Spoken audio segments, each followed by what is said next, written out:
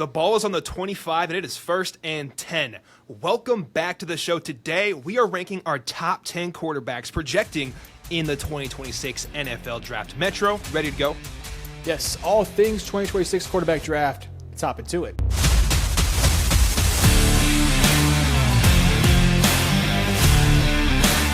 All right, we are opening this show, and we're going to go 10-6 because these rankings could be all over the place. When we call out our rankings, number, and player, we're also going to mention what's their ceiling of a draft pick and what's their floor in 2026.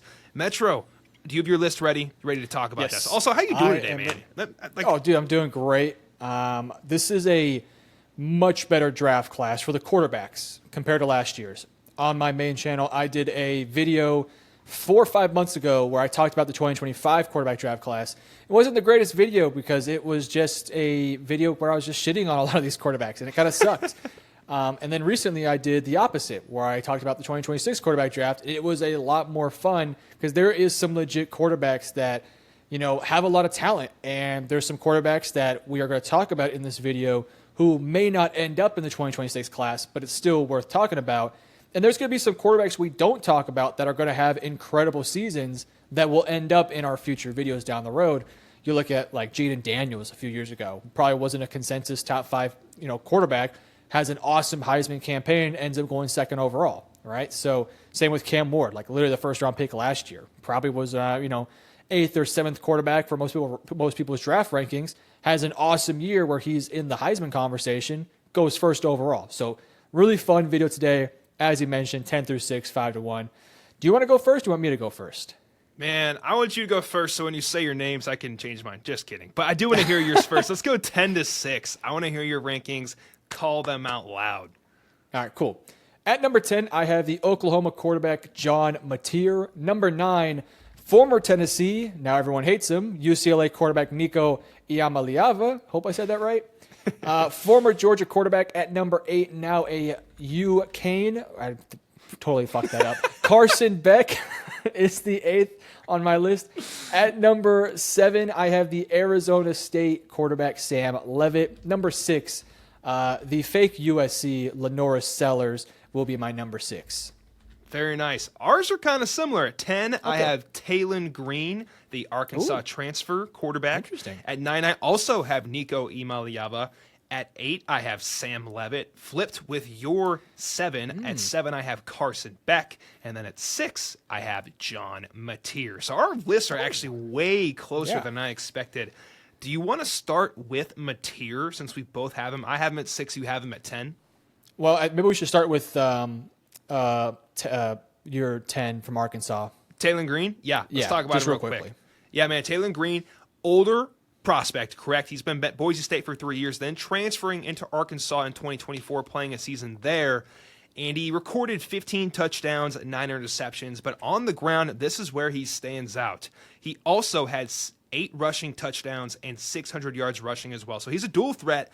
And did I mention, he's 6'6", 230. Metro, 6'6", 230. Wow, he's 6'6"? Yeah, brother, that's a well-built quarterback. If this guy has a solid year, I'm talking like 20-plus touchdowns, less than 10 interceptions, and does the same thing on the ground, you're telling me there's not going to be an NFL GM licking his chops on day 2 of the NFL draft, which is my prediction of where he lands. I think it'll be a day 2 pick if things go well for him in his next season. Taylen Green, that's my summary. Wow, that is 6'6" and can run. They said he almost hit 23 miles per hour on a GPS in high school. That is insane. Oh, my goodness. 43-foot, 5-inch triple jumper in high school. That is, wow. Athlete. I think it's important we say that we haven't watched every quarterback. This is just our early top 10 rankings. Like, I did not watch Taylen Green, so that's why he's on my list. As we go along, we will see more quarterbacks. And right now, we just primarily watched quarterbacks that we feel like are going to be in our top 10s. But in the future, we'll do an updated version where we're going to get every quarterback in there. 6'6", 230 pounds, and this dude is a freak athlete. That is awesome. I will say I'm a Longhorns fan, so I watched Texas versus Arkansas. Taylen Green made some nice plays, and he is might be a very enticing prospect just based off his size, his ability to make deep throws down the field. So that'll be interesting. I didn't watch his film, so that's something I'm definitely going to do after this video. It's a trip, man. Lots to work on still, but like, Oh, yeah. It's very promising. There's lots of attributes there. Yes. John Mateer, I have at 10, and then you have him at 6. So you're a little bit higher on him. Hell yeah. Do you want to go first? Or you want me to go first? I want you to For go Mateer. first so I can really boost him up like crazy at 6. All right. So I'm a Longhorns fan, so naturally I'm going to put him lower on my list. I'm just kidding. I love John Mateer. John Mateer recently just transferred to Oklahoma, and he is probably going to go against Texas and just smoke us because that's what every shorter Oklahoma quarterback does to us. Baker did it. Kyler did it. Is Caleb considered shorter? He's kind of short. He's not huge. He is, honestly. He's like 6'1", let's be honest. Yeah, so anybody who's like 6'2" or shorter typically beats up on Texas. So the way I like to do my rankings is I give them pros and I give them cons. For John Mateer, his pro I put was solid athlete. I think he plays with great timing, and he's kind of a gunslinging style quarterback. So I think it's kind of a positive, but it's also kind of a negative when you're willing to just kind of make those crazy throws in tight windows. Taking deep shots when maybe they're not always open, but you still want to risk it for the biscuit. And that kind of goes with my cons. I said size, he's only 6'1". I think in today's league, you ideally want to have 6'3" plus. He's a little bit undersized. He's also turnover prone because of that risk it mentality. Last year, 2024, 16 turnover worthy plays. Definitely want to limit that. And I just said this is my biggest con to his game. I just think he has such a college style to him. I don't think he plays like an NFL quarterback. And that could go one of two ways. You can either end up being like a Baker Mayfield, who a lot of people are going to compare him to because OU, similar play style, similar stature. But Baker had a bit more of that, that college game to him, and he was able to translate it over time in the NFL. But then there's the polar opposite, where it's like the Johnny Manziel, who has a complete college game and never was able to translate it to the big leagues. So from my personal perspective, I think his upside is a potential like 3rd or 4th round pick, maybe a little bit somewhere in that range, where he can just be a little bit of a developmental piece. And best case scenario, he's undeniable, and he's just so good at just doing all the little things right, and his gunslinging mentality is awesome, and people love him, that maybe it ends up working out for him. But from my perspective, I'm not really willing to bet on that, so that's why I have him at 10. But he's a fun player to watch. Dude, yeah, he is a walking highlight clip. 44 touchdowns in 2024, 15 on the ground, the rest through the air. And like you said, Metro, if I had to make it like a 15-second synopsis off of what you just said, also what I've watched, he's creative, he's accurate. I never saw him quite drive the ball like you need to in the NFL on a deep out route or over the middle with some real velocity, but he has enough to do it in college. Above average speed, but the real powerful comes from the explosiveness when he runs the ball. He gets in and out of his cuts very fast. So, super explosive as a runner. And the guy's just damn good at football. And like you said, if he does everything right and he just keeps scoring touchdowns, what do we have to say? I mean, yeah, his game's not going to translate super smoothly into the league, but if you're doing it at a high level in the SEC, I don't know what else you can say about the guy. Yeah, so what would you say is his ceiling, and what would you say is his floor? Now, you are a little higher on him than I am. So I see him highest, maybe early day 3, maybe late day 2, worst, 7th or 6th round pick, maybe not drafted. What do you think is his ceiling and his floor? Ceiling, he's going to be a day 2 pick for me. I think he could go in the 2nd round for a team that sees a lot of promise in him. And then for floor, I'm almost going to guarantee he gets drafted, man. The tape he put on in 2024 was just too much fun for a GM to at least not throw him in the QB room and let him develop. So I'll say floor round 7. Great. We both have Nico at 9, correct? Yeah, we do. Sweet. So let's just talk about Nico Iamaleava. Probably totally ruining that. Let's have a quick conversation about the Tennessee stuff because yeah, we have to. You can't really talk about Nico without talking about the dollar bills that was promised and the amount that he wanted, and goes to UCLA just to get a little bit less. So do you want to take it or do you want me to take it? I'll take it. I've heard rumors that this will turn GMs off. I've heard rumors that this is just the new era of NIL. But what I can't tell you, if we can all guesstimate on shit, what I do know is when he can go into the NFL and make real money from all this. He likes dollar bills, man. He's going to the league. What does it say about his character? I don't know the guy. He's getting his bag. He's 6'5", has a rocket arm. Can you blame him?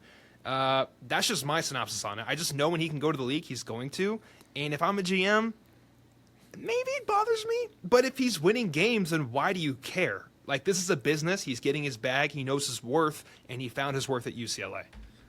Yeah, I like NIL. I do think NIL is a little ridiculous right now with just how much these kids are asking for and making. Here's the thing. I think Nico's extremely talented, and he has a lot to work on, but there's a really nice floor or a nice prospect in the making right there. My whole thing with Nico and this whole Tennessee situation is if I am a GM and I'm wanting to draft a quarterback who will do it all for my roster, is willing to put it all on the line, not necessarily take a pay cut, but when we need some extra cap relief, is willing to do that for the roster. And I see a guy like Nico who goes to Tennessee, commits there for a big reason was because of how much they were going to pay him. I think it was like $2 million a year or something like that. And then he asked Tennessee essentially to, I think, double it to like $4 million. We're probably getting the numbers wrong, but something along those lines. And he ends up leaving the team because of the fact they're not willing to pay him this extra amount. Now, their family, their representatives are saying that he left Tennessee because of play style. I kind of think that's part of the reason why, because Tennessee's play style is not NFL-like, but NIL clearly had a big part of this. And if I am a GM and I'm picking between John Mateer, who's willing to do whatever it takes on the football field, over a guy like Nico, who just left Tennessee, which is a huge SEC program, to go to UCLA for, by the way, he got less money at UCLA because no team wanted him after that. They were trying to make a message about it. So, but that all aside, the player that Nico is very enticing. He has great size. He's got a lot of talent, good feet. He's a solid athlete. I said for my cons, I thought last year he had a lot of meat still on the bone. There were several plays where a guy was running wide open and he just missed it. I thought at times versus really good teams, the bigger moments of the game kind of got to him and just was very inconsistent through the year. He would go up against a bad team and would just cook them. And he'd go up against some mediocre teams and have some moments, but against like some really good rosters like the Georgias, which I don't know if they've raced Georgia, but they had a game against, I think, Ohio State, and he was just missing a lot. So he has insane upside. I do think that UCLA, with their style of football, is more NFL-like than Tennessee, because Tennessee just runs the most college-y offense you ever see in the world. So I'm hopeful for him that this UCLA transfer works out. I do think he has upside to move into becoming a first-round pick, maybe more like a late first, because he is very talented. But there's also a possibility where he just goes completely undrafted. I also think, and we're going to say this for a lot of quarterbacks, I kind of think he should probably stay until 2027 and develop for 2 years and then come out the following season. So that's my thought process on Nico. What is yours? I'll just read you my summary right here. And it says, when Nico pops, he pops, brother. Rocket arm, can throw bombs on the move, and with accuracy. His deep accuracy is actually very impressive, in highlights at least, in quotations. He can create and move above average than other quarterbacks, and his accuracy on shorter throws does vary. That's the question mark that you mentioned earlier. And then also his power to drive in the middle field was impressive. So overall, he's got all the tools. It's just, he's not consistent, but man, when he flashes, I can see why he was requesting X amount of money this season. Now, that's like, hate the player, hate the game. I don't know, but I get it. If anybody can, he's 6'6", 215, and can do this with his arm, I get it. You're one of like 5 guys in all of college football. Get your bag, brother. He's really unique. And like you mentioned, Metro, when it comes down to it, are you taking John Mateer, who's going to drop 45 touchdowns again, maybe not 45, but like 35 to 40 touchdowns again, really good at football, but doesn't have the attributes that a Nico does? But Nico has these attributes, not as many touchdowns, character questions just because of the money stuff. But at the end of the day, all it takes is one. And I see greed being a bigger thing towards a guy like Nico. Not like him being greedy, but an NFL team being greedy, wanting that upside. So that's where I land. For his ceiling, it's going to be day one, like you mentioned. This guy could be a first-round pick. And then floor, I do think he's going to get drafted whenever he comes out, at least be a day 3 pick. Yeah, that's fair. Do you also agree with me that he should probably stay for 2 years? Unless he just balls this year. Right? Unless he just balls. I think Nico is like a super underdog, but my favorite to go earlier than we expect just because he likes money. So Yes, that is fair. That would not surprise me. He's going, Yeah, man. that would not surprise me. Yeah, and look, we don't hate Nico. We're not. Neither of us are Tennessee fans, so we have no like dog in the fight. It's just you're not a Tennessee fan, are you? No, I mean, I'll root for him. I got family out there. Okay, cool. Yeah, so neither of us hate Nico, but No. it was a bad look, and ideally the whole thing would have went differently. But he is my 9th, and he's your 9th. You have Leavitt next, and I have Carson Beck next. So do you have a preference between Leavitt and Beck? Who you want to talk about first? Let's do Leavitt first. Got it. Very fun player. Very fun. Extremely fun. You want me to kick this off or you want to go? Yes, go for it. All right, man. Leavitt is lightning in a bottle.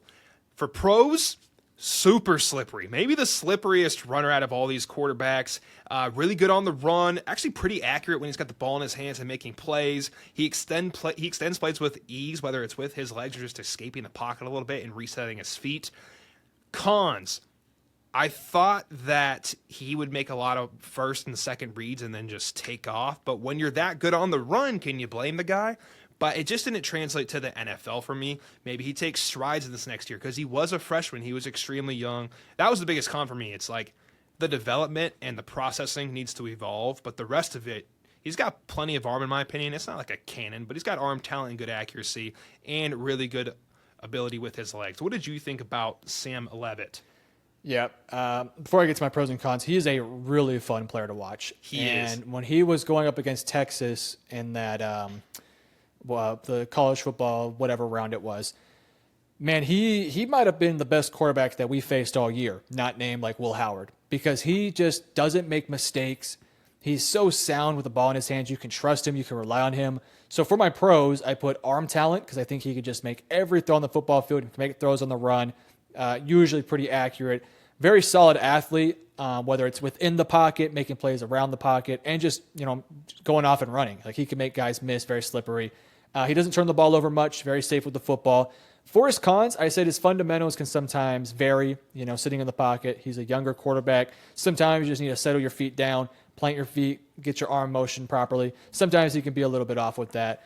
General inconsistencies. And I said maybe the biggest con is Cam Scatterbo was a damn good player. And that Arizona State offense relied heavily on him. So this year, without Scatterbo, if he has a similar season, maybe takes a few strides, then that tells you a lot about Sam Leavitt. So I'm excited. He is under our 6'3", imaginary threshold. So he's a little bit of like a lighter quarterback who's not the tallest guy.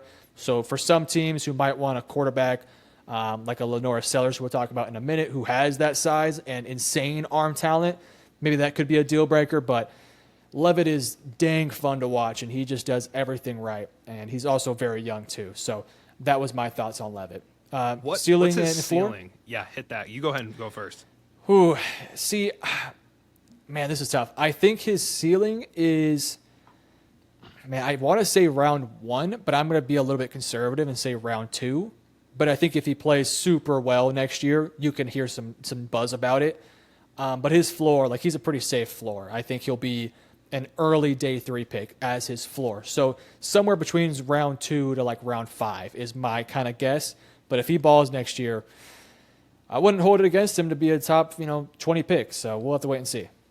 Based off what we've seen as a freshman, if this stays in the same redshirt, yes, correct. As a redshirt freshman, if he stays in the same trajectory and comes out next year or this year, I think he's kind of a lock for a day 2 pick. Like he's got ability that most people don't have, and that's going to entice some coach in the NFL. Yeah. Carson Beck. Carson Beck, man. He was the quarterback. Let's go back to 2020, was it 4? Back in 2024, when we had to predict in the summer, when we were technically doing this last year, it was like, oh, Carson Beck, unanimous 101, that's going to be the guy. And it just didn't quite work out that year. In summary, super quick, in games against lesser opponents, he did pretty good. In games against games that you had to win in the SEC, he threw a lot of interceptions and just kind of fell apart, a.k.a. Texas, Alabama, Miss State. You get the point. Metro, would you like me to kick this off? For ceilings or just your thoughts on him? Just my thoughts. Yeah, go ahead.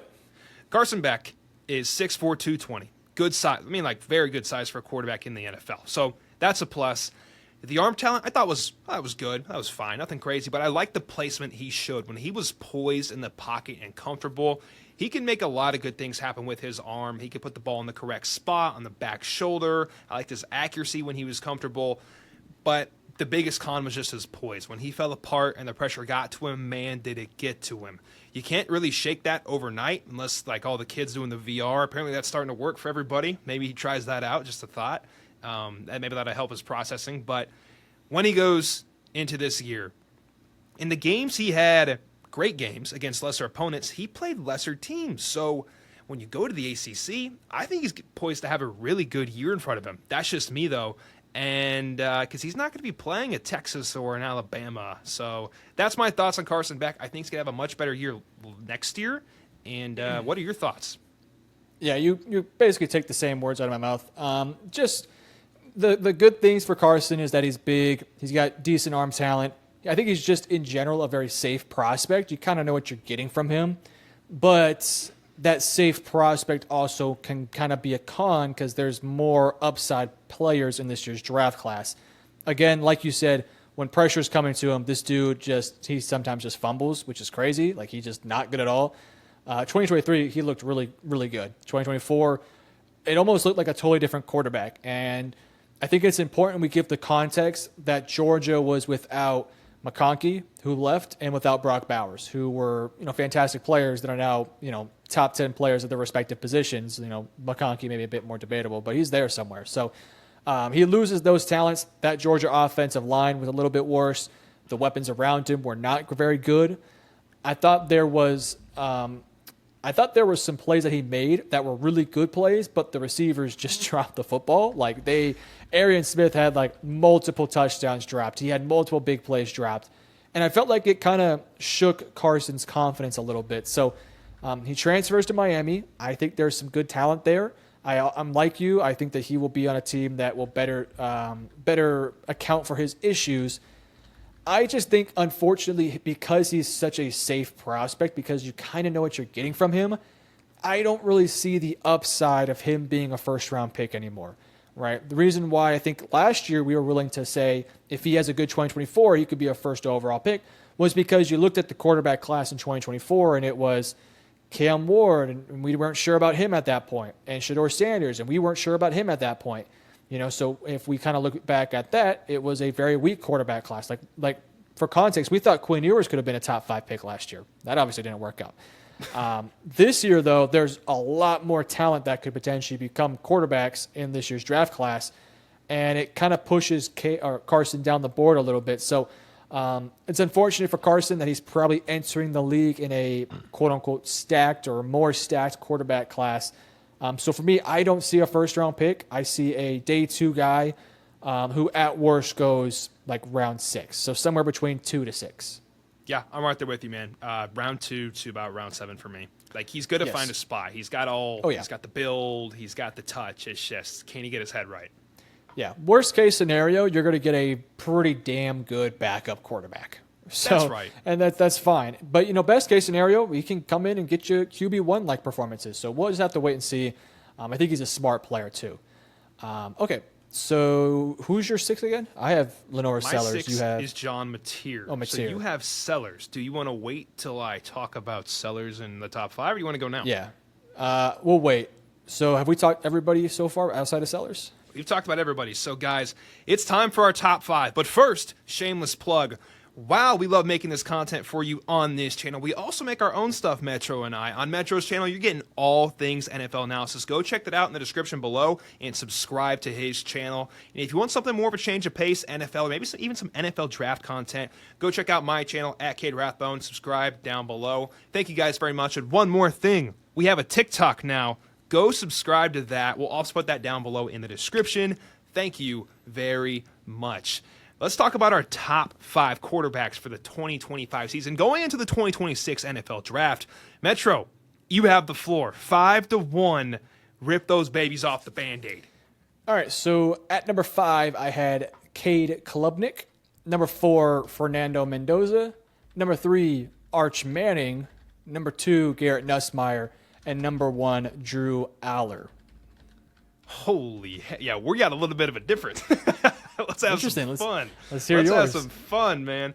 5, we have Drew Allar. 4, we have Garrett Nussmeier. 3, Lanorris Sellers. 2, Arch Manning. And 1, I love the name, Cade Klubnik. He's my best quarterback overall. So, very different. Pretty much flipped. I think it's literally only right. Wait, so your number one is Cade Klubnik? Correct. Where's Sellers at 2? Sellers is at 3. Oh my gosh, our lists are almost literally flipped. That is so funny. Literally flipped, bro.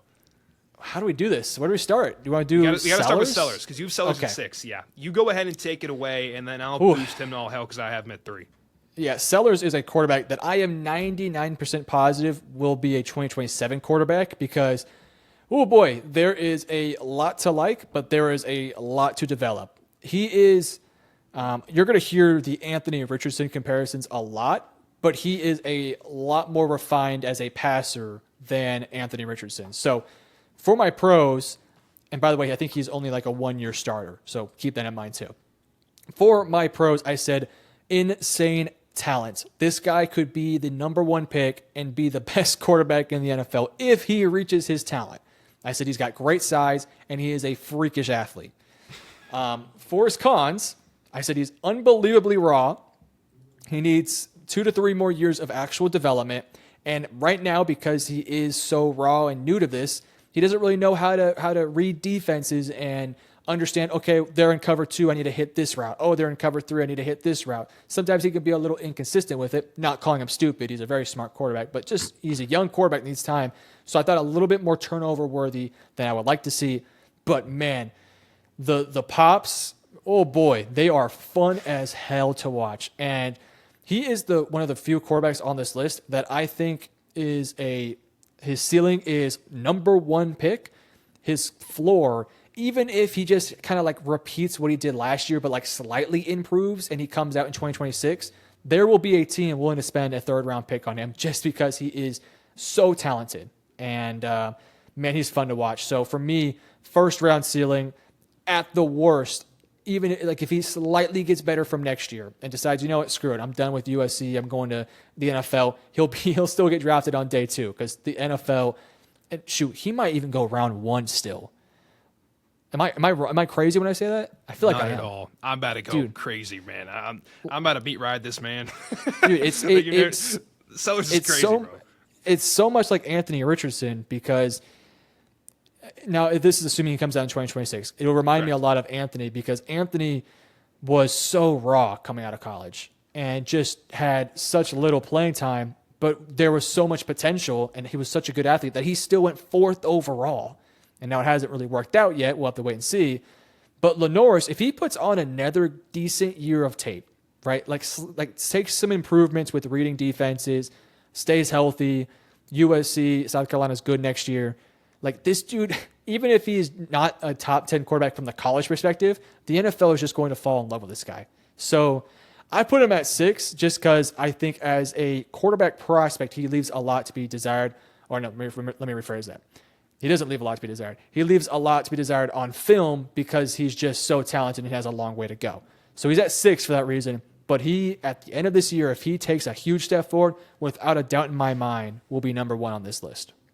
Heck yeah, man. Lanorris Sellers, besides fun. me repeating everything you just said, so much damn fun. If I had to pick one thing he's great at, his pocket presence is meh, but his ability to extend the play and just shove off sacks and tackles is one of the craziest things I've seen in this entire game of football. It is ridiculous what this man can do. The best way I can describe this picture is like a varsity player going down to play with the JV kids, and he's just having a field day. So with that being said, the arm talent's also there. The accuracy I thought was pretty good deep. I thought he showed a lot of flashes. Is he consistent short and medium? Still some things to be worked on there.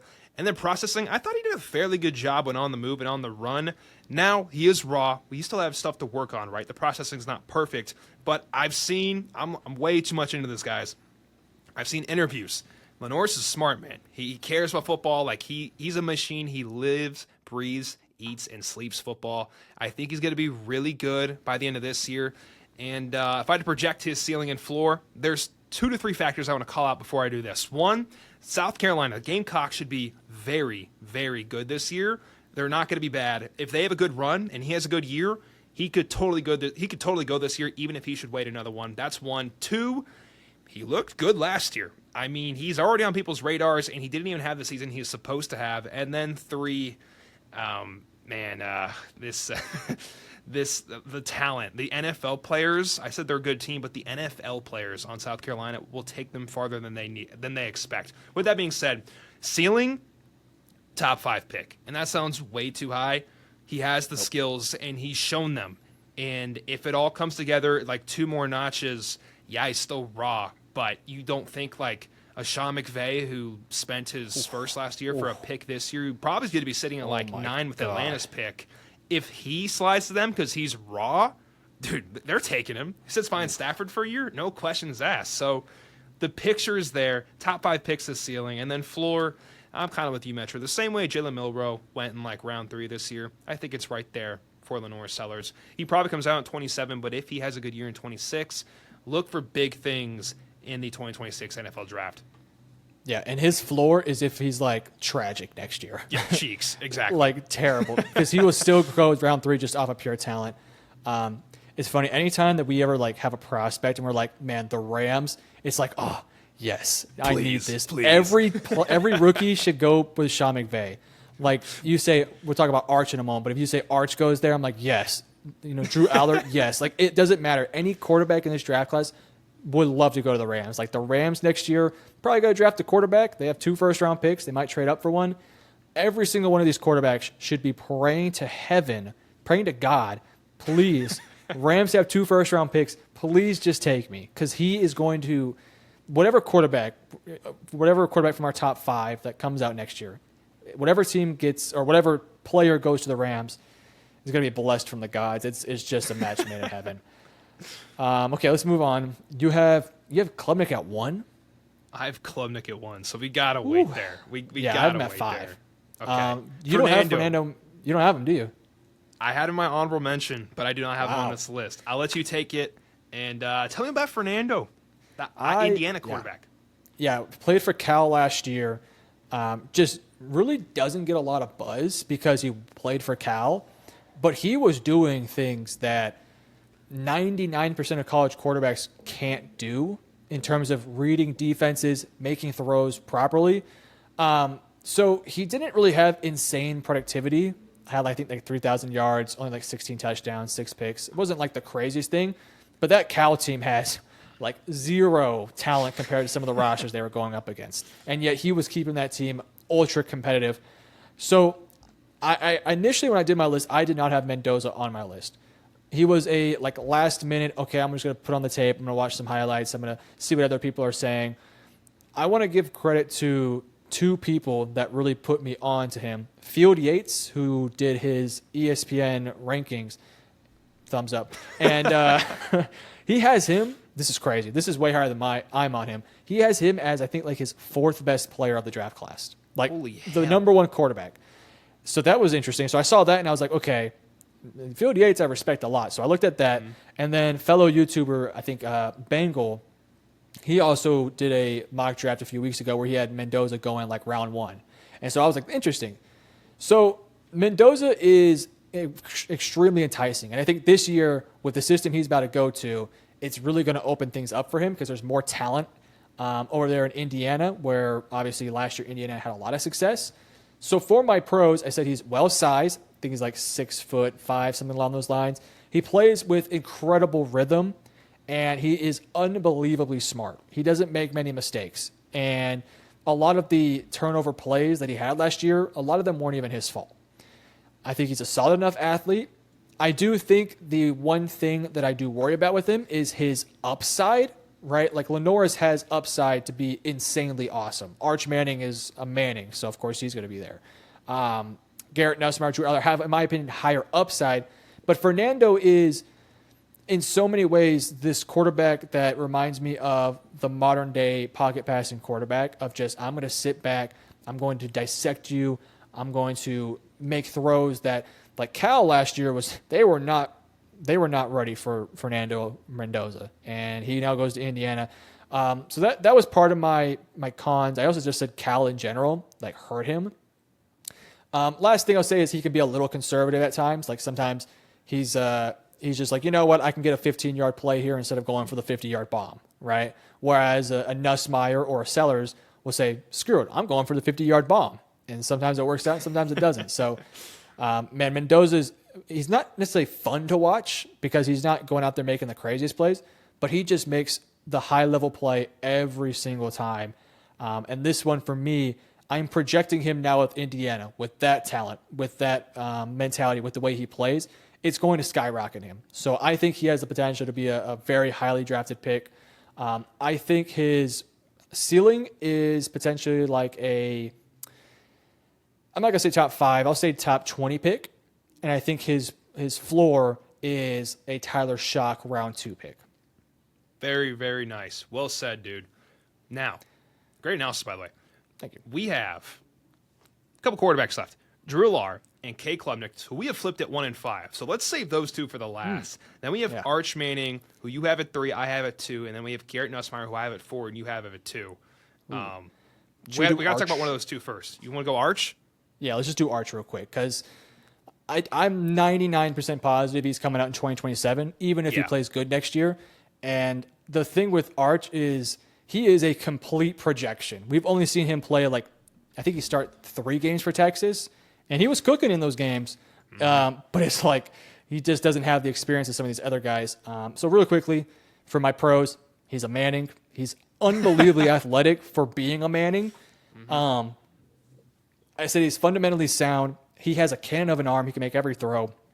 For my cons, experience probably is more going to come out in 2027. I think sometimes he relies on the deep ball a little too much. I think early on in some of those games, he was just bombing it. And it was like, all right, bro, cool. What about a check down here, man? I felt like he kind of got that as it went along. So he's going to get a lot of buzz for this draft class, but in the back of everyone's mind, it's like, yeah, he's probably coming out in 2027. Guaranteed. I love his release. I love how creative he is with the football. I mean, you see some plays where he's just like, I think one of the first snaps he had, he runs out right, flicks it to his running back, like one of the sickest. Oh, it was amazing. Creative, great release, can of an arm. Metro.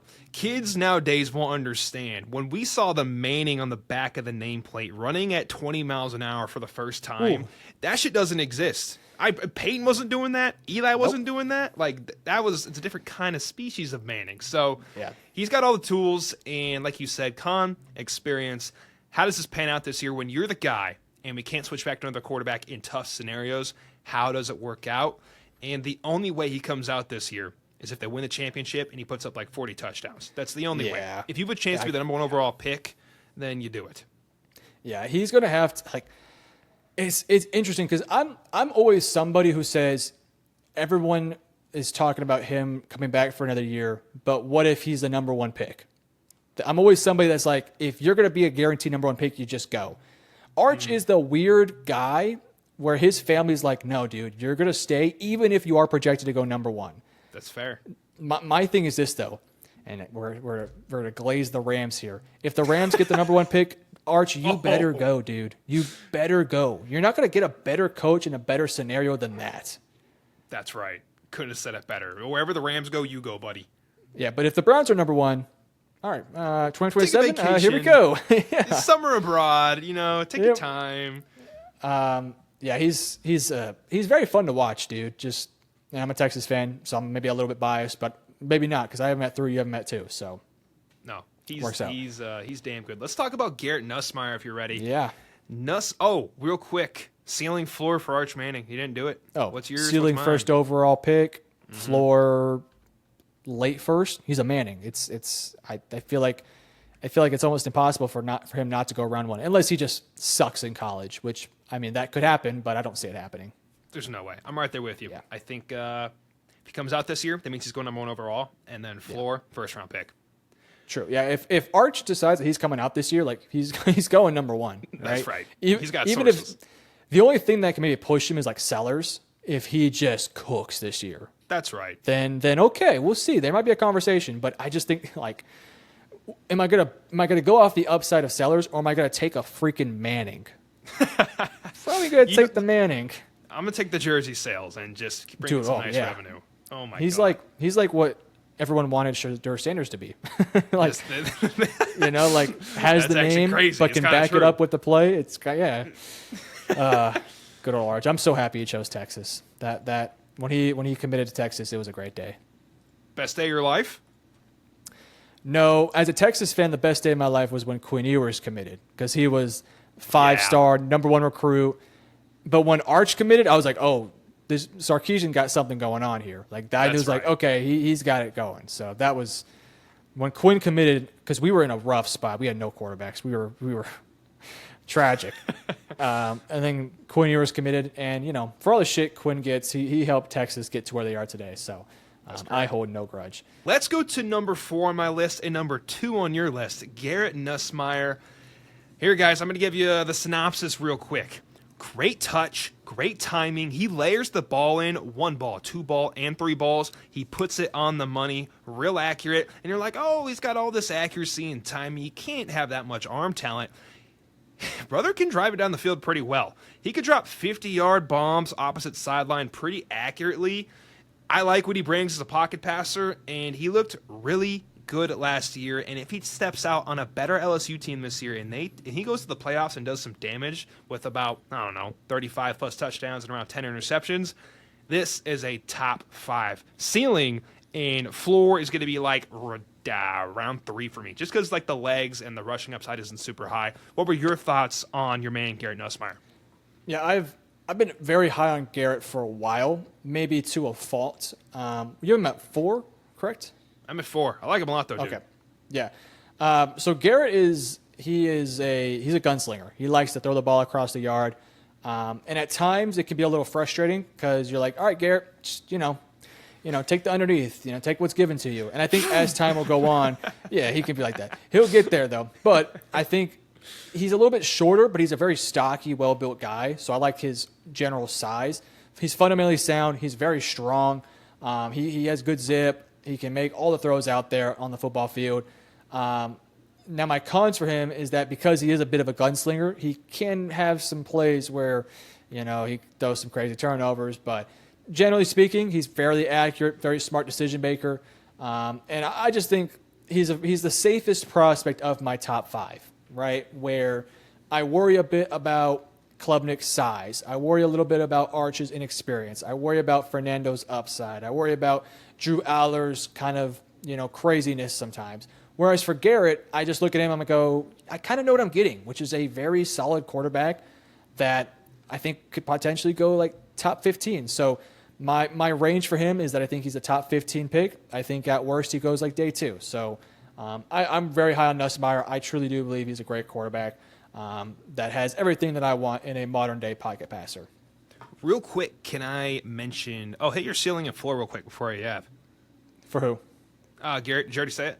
Yeah, top 20 upside, day 2 floor. Very nice. Thank you, sir. Between Carson Beck and Garrett Nussmeier, did you know, Metro? Garrett Nussmeier had 29 touchdowns and 12 interceptions, and Carson Beck, very similarly, not 29, but 28 touchdowns and 12 interceptions. I think it's kind of crazy how we look at a guy like Garrett and we're like, oh, breakout year, looking fantastic. And then you look at Carson Beck and you're like, this dude's ass. Yes, they came at different times and he single-handedly lost games. I'm referring to Carson Beck. But kind of, you just look at stats. I know it doesn't tell the whole story, but just something to pay attention to. Yeah, I think, well, for Garrett, he's a little bit younger. Carson, I think the reason why his issues are a bit more apparent and bigger concerns is the way they happened, right? Carson's, totally. A lot of them came off of the fact that he was just rushing. He wasn't reading the field properly. He, the pocket starts to collapse on him and he folds like a laundry or like a beach chair. What is it? I forgot. Fold like a lawn chair? Fold like a lawn chair. I was going to say like a laundry chair. I was like, that doesn't make any sense. He folds. And compare that to Garrett, who isn't afraid to make those big-time throws, big-time passes. He is one of those quarterbacks, though, that will sometimes make a crazy throw or a crazy read. He can sometimes struggle with some inconsistencies, but I think personally Carson's game is much safer and kind of makes it to where he doesn't have the upside of a Garrett Nussmeier. Whereas for Garrett, for LSU last year, yes, very talented team, but it's going to be continue to get more talented this year, and he's going to continue to develop. Some of those turnovers will not be as apparent, and with his play style, with his ability to make big-time throws, with his pocket presence, his fundamentally sound game, I think it allows him to have a higher ceiling compared to a Carson Beck. But, yeah, I mean, they're not terribly dissimilar. They have some similar qualities in a way. Totally. I was just referring to the stat sheet, too, but you said it very well. It's like Carson Beck, that was supposed to be his year. That was Garrett Nussmeier's version, so you're allowed to make some mistakes. So it's time. Klubnik or Drew Allar next? So you have Drew at 5, and I have him at 1? Yeah, we have 5 and 1 flips. Wow. So I have Cade Klubnik at 1. You have him at 5. Drew Allar's at 1 for you, but he's at 5 for me. Okay, let me ask you. Do you feel how do I want to word this? Because I feel very strongly that Cade is 5 more than 1. Do you feel that way about Drew Allar too? Like where you're like, Klubnik is my number 1, and I fully am behind that 100%, and Allar is my number 5, and I'm fully behind that. You're like that? Okay. I can move Allar to like 3. Okay, I'm strongly of the opinion that Klubnik is my 5, so I think maybe we should start with Klubnik first. I'll sort of I'm going to be very high on Klubnik, but I will kind of point out some of his flaws. Say what? Do you want me to be high on him so he can be low, like 1 and 5? Well, I'm not low on Cade. I think Cade is a very talented player. He's in my top 5. For me, the reason why I have him at 5, so in 2020, I think it was 2022 when he first started, it could have been 2023, he wasn't very good, right? He was like a 4 to 5 star player coming out of college. Didn't go to Texas, by the way, which bummed me because he was an Austin kid, I think. Yeah. So he goes to Clemson, and he's the apparent future quarterback after DJ leaves. And he was kind of mid for many years, but he's gotten better and better and better to where in 2024 he improved drastically. And early in the season they have the bummer to Georgia where they get blown out. Cade doesn't look great. A lot of questions about him at that point. But then as the year went on, he got so much better, and things just really started to click. And he goes against Texas, and it wasn't all rainbows and sunshines, but he made some nice plays in that game, especially in the second half where he was kind of cooking that Longhorns defense. So for my pros, I said he can be very accurate, strong athlete, fairly solid arm talent. For my cons, I said he's a late bloomer, so he's somebody who's been playing a lot but has shown a lot of bad film on tape. And I said that he just lacks size. So for myself, the reason why I feel so, I don't want to say passionately, like I'm probably going to change this in a few months probably. The reason why I feel so strongly that he's at my 5 is that he doesn't have the size or the upside of an Arch or a Garrett or a Drew, honestly, even like a Lanorris, even though Lanorris is very, very raw. And I think Fernando's reads the defense better, and his game will translate better. For Cade, I feel strongly about him being at my number 5 because, yes, he can do everything that everyone else can do, but he's not as good at them as like a Mendoza. And in terms of size and upside-wise, I prefer Allar and Nussmeier and Arch. With that said, his upside's top 5 pick because he's a very smart kid. He's a leader. He's going to come in instantly and bring the locker room together. He's got everything you want. He just doesn't have this elite size. And I don't think, even though he has good arm talent, I don't necessarily think he has like a cannon of an arm. I don't think he can make every single throw, but I think he can make a lot of throws. So that was my thoughts on Cade. There was a last point I'll make about him. There was I think a video, or it was somebody who was filming him during a high school camp, and he was with all the high schoolers, and they were throwing the ball, and these were like 5-star, 4-star quarterbacks, so like the top end quarterbacks with elite talent, and he was the most technically sound of the quarterbacks, but I felt like his like arm talent wasn't as high as some of those high school quarterbacks. Like those high school quarterbacks could just rip it, and I felt like for Cade, while he has arm talent, it's not overly elite like these other quarterbacks. So, but I love his floor. Like I think, he's going to be a good quarterback, and his floor is like a really, really solid starter that, worst case scenario is a really awesome backup. So that was my thoughts on Cade. You're going to glaze him, so go ahead and open the glaze factory for Cade Klubnik. Welcome to Krispy Kreme. It's time to get active. Cade Klubnik, 1's got an awesome name. 2, no, I'm just kidding. Let's talk about Cade, man. Cade is he's not a superpower anywhere, right? He's only 6'2", 210. He doesn't have a cannon of an arm like Drew Allar. He's not super explosive or fast like Lanorris Sellers. But fast. the guy is like an 8 out of 10 at almost everything in my eyes. One thing you mentioned, Metro, that I do want to bring up, he was a late bloomer. Like 2022 and 2023 just weren't good seasons. And then last year he really put it all together. 36 touchdowns, 6 interceptions, 3,600 yards passing, 400 on the ground, and 7 touchdowns on the ground as well. He had an amazing season. He's got good arm talent. He can extend plays with his legs and throw really well on the run. This guy's just a playmaker, man. And when, like you mentioned, at the Georgia game, didn't look too good. He just not the best game. But against SMU in the playoffs, this guy was going ballistic. And then against Texas, also had a really good game. I like what he brings a lot. And if I had to predict, like, for example, Arch we're projecting, Lanorris Sellers we're projecting, I'm feeling pretty good about Garrett Nussmeier. Drew Allar projecting, and then those are the big ones, right? And then, of course, Nico, because Nico has to do something first, and he's done fine, but just not what we want. We're projecting for those 4 guys. Cade Klubnik has done it. If they have the season Cade Klubnik has had, they're going top 5. Now, Cade Klubnik's not 6'5", correct? So that's his kicker. He would have gone to the draft last year, but he's got all the tools that you need in the NFL. Not exceptional tools, but he's got all the tools you need. He's shown production of it. And the best part, this Clemson team, it's a great year for college football. This Clemson team is going to be filthy this year. Yeah. Oh, man. Filthy this year. Clemson's back, man. And he's going to lead them on a playoff run. And everybody in America is going to be watching these games, especially Sean McVay. And he can be a slider at 6'2", 210. I like what he's got, man. Cade Klubnik, I think I've glazed you enough. Metro's glazed you enough. It's just he's not a superpower anywhere. He's just really good at everything. I think the best point you made there was everyone's a projection. Cade really isn't a projection, right? Cade, you can make the argument that of all these quarterbacks, Cade has had the best season from start to finish. Like Cade, like Nussmeier, Allar had good seasons last year, but they weren't as good as Cade Klubnik's. Lanorris, same thing. Even maybe Leavitt, you could have an argument, but still, I'd probably take Klubnik's here. So all of them are projections. We think they're going to be that. We don't know it. Cade has done it, right? We've seen it already. So I think that's a really good point. Do you want to finish it off with my guy, Drew Allar? The golden boy. It's only right. Golden boy. Drew Allar. You want me to build him up? You want me to tear him down? I mean, I'm not going to tear him down. I got him at 5, dude. Drew Allar is sick. Who wants to start? I'll let you start since I started for Cade. You briefly mentioned his pros, and I want to hear some of your bigger cons with him because I think there are cons to his game. I love the upside, though. That's my thing.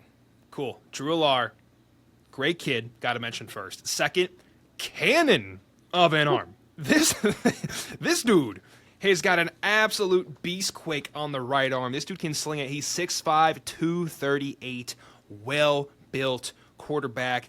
Even has a little bit of scoot to him in the run game as well. Now, those are the big things. And, like, those are superpowers. I mentioned, like, he doesn't have a superpower. Drew's got him, okay? That's why Metro's got him 1. I totally understand. Now, I'm going to dog on him a little bit. Things I don't love. Pass the ball with the slow release. I think it takes longer than it should. I think he's more inaccurate than most people lead on. I saw a lot of issues within the tape. You can't see it on the stat line because the stat line's pretty damn great. He had 24 touchdowns and 8 interceptions on a really good year, and this team's only going to get better this year with Penn State. So that's just what kind of bothered me. I thought he could be better on a really good team, a little bit inaccurate, slow release. But, guys, I mean, you talk about a player, a quarterback, you want them to develop, right? He's in the most prime position to take a great step here in 2025. And if he has a good year, he's going first overall. No questions asked. I don't think he's there yet by any means. That's why I have him at 5, because if he was anywhere near, I have him at 2 or 1. But he's got all the juice you need. Metro, take me to Krispy Kreme, buddy. Glaze him. All right. We're at Krispy Kreme. I would like 16 glazed donuts. Look, I think Drew Allar is awesome. I think he unfortunately will receive a lot of criticism because people don't like Penn State. It's mainly from the Michigan and Ohio State fans where they're like, "Oh, Penn State sucks." It's like Penn State's a good team. They can't beat you because they're not as talented as you, but they're a damn good team. This year, though, Penn State's going to be good this year. My thing with Drew Allar is of the top 5 quarterbacks, maybe excluding Arch and Lanorris, they are massive projections because we just haven't seen enough from them. Drew Allar is the best combination for me of upside and provenness, if that's a word. Well said.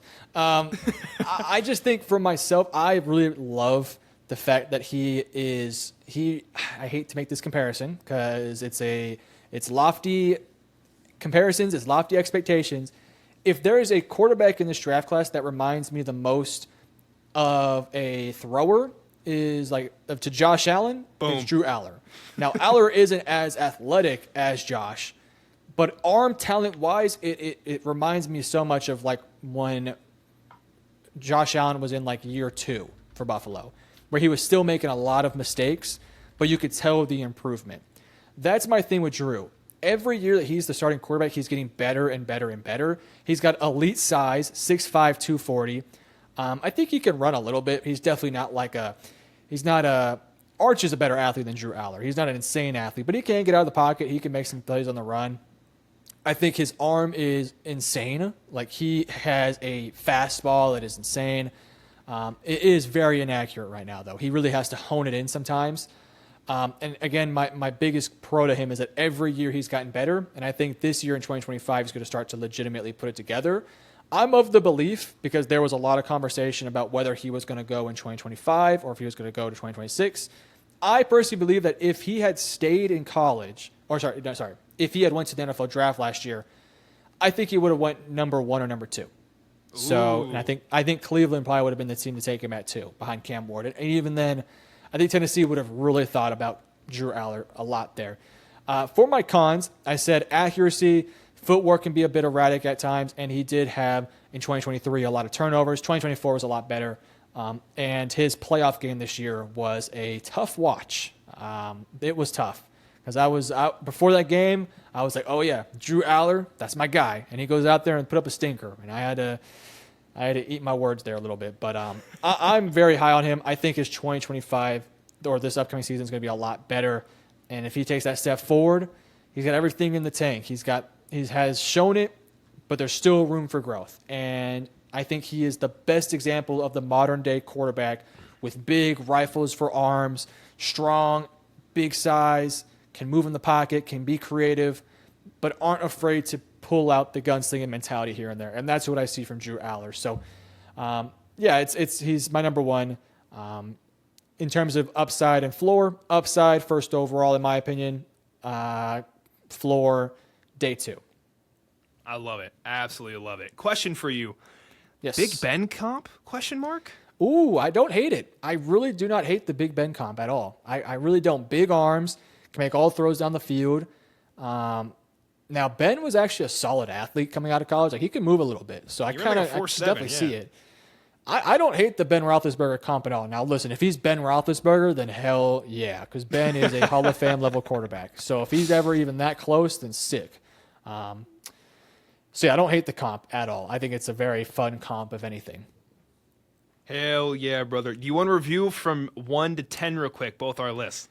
Yes. So at number 10, I have John Mateer. 9, Nico Iamaleava. 8, Carson Beck. Sam Leavitt at 7. 6, Lanorris Sellers. 5, Cade Klubnik. 4, Fernando Mendoza. 3, Arch Manning. 2, Garrett Nussmeier. And 1, Drew Allar.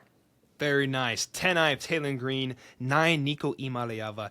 8, Sam Leavitt. 7, Carson Beck. 6, John Mateer. 5, Drew Allar. 4, Garrett Nussmeier. 3, Lanorris Sellers. 2, Arch Manning. And 1, Cade Klubnik. Guys, this is our list. What did you like? What do you disagree with? Who would you rank at number 1? Go comment down below. If you guys enjoyed this episode, please drop a like. It boosts the algorithm tremendously. Thank you very much. We appreciate y'all watching more than you know. Have the best day. Love y'all. Metro, say bye to the people. Thank you guys for watching the video. Peace out.